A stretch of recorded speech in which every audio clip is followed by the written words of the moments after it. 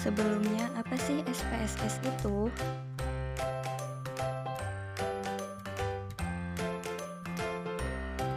SPSS merupakan salah satu program aplikasi yang paling banyak digunakan untuk analisis statistik dalam ilmu sosial. Hal ini digunakan oleh peneliti pasar, perusahaan survei, penelitian kesehatan, pemerintahan, peneliti pendidikan, organisasi pemasaran, dan lain sebagainya. SPSS memiliki kemampuan analisis statistik cukup tinggi serta sistem manajemen data pada lingkungan grafis dengan menggunakan menu-menu deskriptif dan kotak-kotak dialog yang sederhana sehingga mudah dipahami untuk cara pengoperasiannya.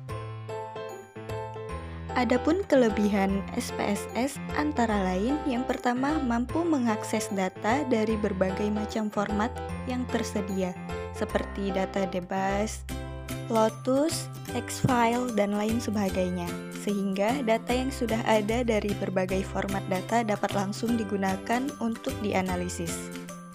Yang kedua, SPSS memberikan tampilan data yang lebih informatif. Yang ketiga, memberikan informasi lebih akurat dengan memberikan kode alasan jika terjadi missing data. Yang terakhir, mudah digunakan. Pengguna tidak perlu belajar bahasa pemrogramannya. Selain kelebihan, SPSS sendiri juga memiliki kekurangan. Yang pertama, meskipun tergolong program yang mudah digunakan, namun untuk dapat menjalankan program ini, pengguna minimal harus mengetahui dasar ilmu statistik terlebih dahulu. Yang kedua, berkembangnya versi terbaru dengan cepat dan tampilan secara fisik yang terkadang berbeda dengan versi yang lama, membutuhkan adaptasi dengan penggunaan untuk dapat menjalankan program ini. Yang ketiga, SPSS kurang relevan jika dihadapkan pada sebuah data time series. Dan kekurangan yang terakhir yaitu aplikasi ini merupakan aplikasi berbayar. Jadi, kita harus mengeluarkan uang untuk membeli lisensi aplikasi ini.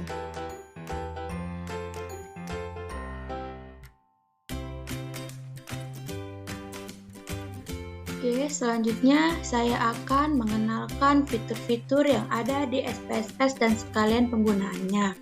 Nah, di sini ketika kita membuka aplikasi SPSS, yang pertama kita jumpain seperti ini. Kita pilih, jika seperti ini, kita pilih ke dataset. Lalu kita okekan.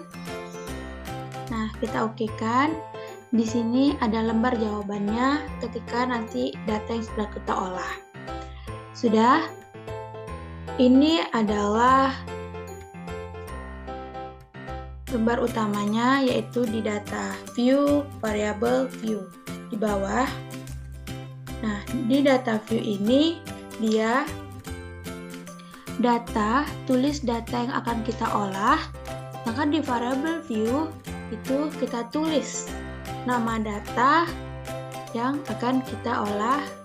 Jika sudah kita tulis variable view, kita lihat di data view, dia akan berada di data sini, di variabel-variabel ini. Nah, selanjutnya kita lihat ke toolbarnya. Di sini ada file, edit, view, data. Di view ada status bar, toolbars, menu editor, fonts, grid liners, value label. Value label ini yaitu pengkodingan. Pengkodingannya nanti akan saya tahu. Sini ada data. Data ini ada banyak, tapi di sini nggak terlalu kita butuhkan. Kita pindah ke transforms. Transform juga kita butuhkan. Di sini ada banyak juga di transform. Ada ranked sampai ke random nomor generator. Itu di sini dianalis. Nah, dianalis ini yang akan banyak kita perlukan karena di sini ada report, ada deskriptif statistik, kita bisa nyari frequency, deskriptif, explore, context, truth, dan lain sebagainya sampai ke root purpose. Di sini di analis ini banyak, bisa kita nyari uji normalitas, uji T, dan uji-uji yang lainnya. Di Rex Marketing, Grabs, ini ada grafik, yaitu card, booklet, sampai to list, sampai help. Nah, di sini kita tulis data di variable view.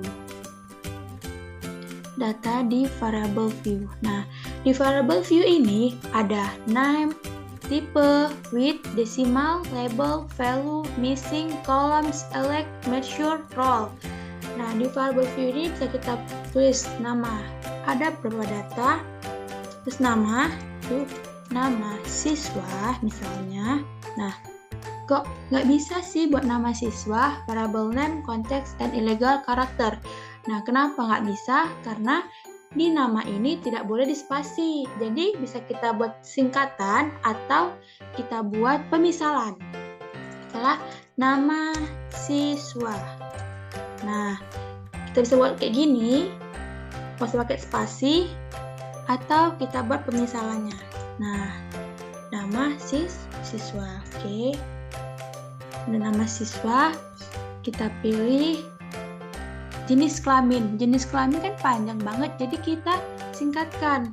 Jadi JK, jenis kelamin. Kita buat mapel 1, itu nilai mata pelajaran ya. Mapel 2, mapel 3, mapel 4, mapel 5. Oke, dah. Di sini di tab ini, karena nama siswa dan jenis kelamin itu tidak pakai angka atau numerik, maka kita ganti ke variable tab. Di variable tab ini ada beberapa pilihannya. Ada koma, dot, scientific notation, date, dollar, custom currency, string, restrict, numerik. Nah, di sini kita pilih string karena kata atau kalimat. Oke. Nah, di jenis kelamin juga kita pilih string. Oke, width. Width itu apa? Width itu berapa banyak huruf yang akan kita tulis.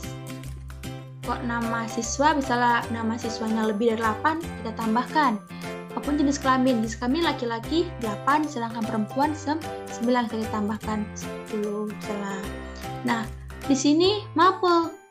Mapel itu pakai desimal. Kalau misalnya desimalnya apa sih? Desimal itu berapa angka di belakang koma. Karena kita nggak pakai koma, kita hapus aja. Jadi kita hapus jadi 0 dia. Jadi 0. Nah, di sini di label ini, misalnya kalau kita buat jenis kelamin itu kan singkatan. Jenis kelamin. Bisa buat jenis kelamin. Oke, jenis kelamin. Kenapa di label ini bisa dispasi? Karena di label ini tidak berpengaruh ke data view ini. Jadi boleh dispasi. Begitupun di mapel. Misalnya kalian buat TB, BB, tinggi badan, berat badan, bisa kalian buat di name-nya ini singkatannya TB, maka buat di label ini buatnya tinggi badan seperti itu ya. Nah, di JK values ini yang pengkodingan. Kita bisa pakai pengkodingan, pakai di jenis kelamin. Jenis kelamin bisa kita pakai angka 1 itu sebagai laki-laki. Nah, dan angka 2 sebagai perempuan. Oke, nah di sini teman-teman semuanya cuman bisa memperhatikan dari name sampai values aja yang harus kita perhatikan. Dari missing ke roll itu biarkan aja karena itu akan mengikuti. Udah seperti ini, bisa kita ke data view. Nah, di data view itu dia yang tadinya di variable itu menurun, di data view itu dia ke samping. Nah, di nama siswa, jenis kelamin, mapel. Nah, kalau kita buat JK, maka labelnya jenis kelamin. Oke, saya ada data untuk menguji min, mean, median, dan modus. Oke, kita lihat. Kalau teman-teman ingin lebih mudah gitu, bisa tulis di Excel, habis itu di copy ke SPSS ya. Oke. Nah, di sini saya punya nama siswa, jenis kelamin, mapel 1, 2, sampai 5 seperti yang tadi. Oke, nama siswanya bisa kita copy.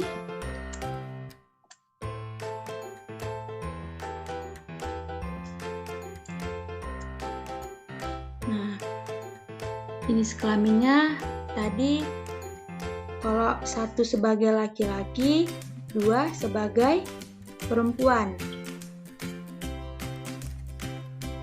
Oke, kita buat 1 laki-laki, 2 perempuan.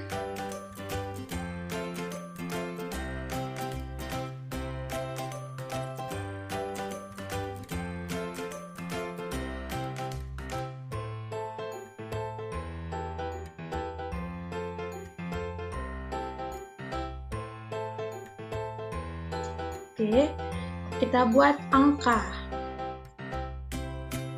Nilai dari mapel 1 itu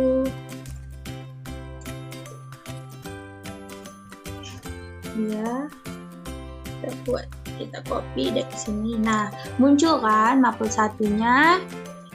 Begitupun sampai ke mapel 5.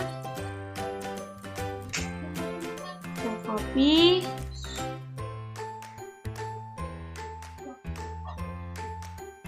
Kita copy, terus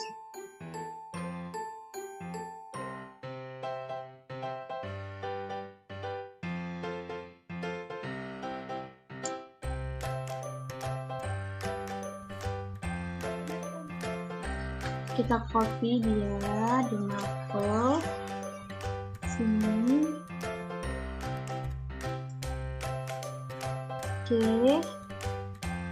Sampai ke mapel yang ke-5.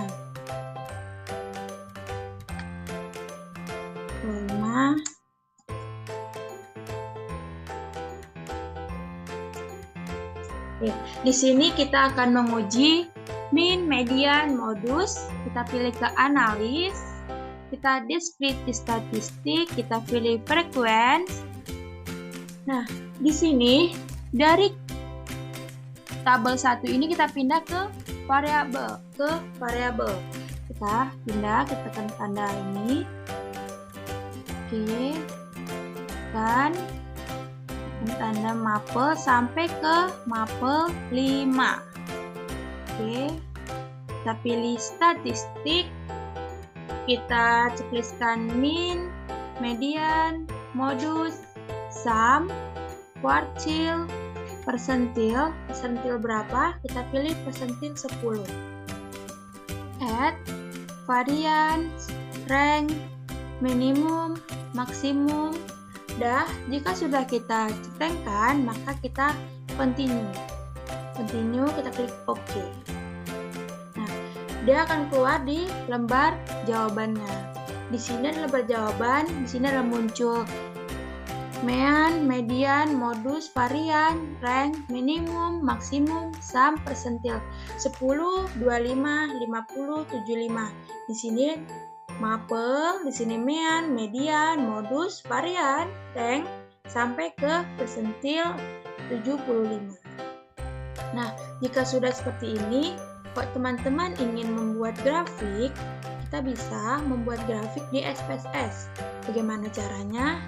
Kita kembali ke data view tadi, kita pilih analis juga, kita pilih deskripsi statistik seperti tadi, lalu kita pilih, tadi kita pilih statistik, sekarang kita pilih cards. Oke, kita pilih bar cards. Oke, kita pilih continue. Kita oke. Nah, kita tunggu sampai muncul grafiknya. Ya teman-teman, jika teman-teman ingin mengecek data yang udah teman-teman buat, bisa dari SPSS lebih mudah.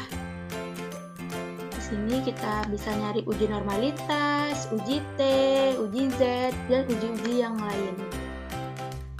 Lebih mudah. ini berguna banget. Nah, ini dia muncul grafiknya dari mapel 5 sampai ke nama siswa.